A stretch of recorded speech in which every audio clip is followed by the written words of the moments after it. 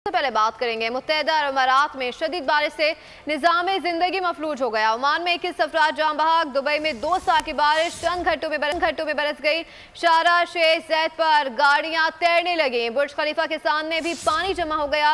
Dubai airport पर बारिश का पानी जमा। दुबई और शारजा से पाकिस्तान की 43 परवाजें मनसूख। बिल्कुल, आपको बताएं कि मुतअद्दिद ताख़ीर का शिकार हैं, जबकि कनेक्टिंग परवाजें मनसूख कर दी गई हैं और मुसाफिरों को टिकट रिफंड करने की हिदायत जारी कर दी गई है। जबकि मुतबादिल परवाज़ों के बारे में एयरलाइन अमला कुछ भी बताने से इस वक्त वाज़ेह तौर पर कासिर दिखाई देता है, जबकि मुसाफिर एयरपोर्ट पर महसूर हो गए। मुत्तहदा अरब अमारात में तूफानी बारिशें, सड़कें, गलियां, shopping malls, metro station, airports सब कुछ डूब गया।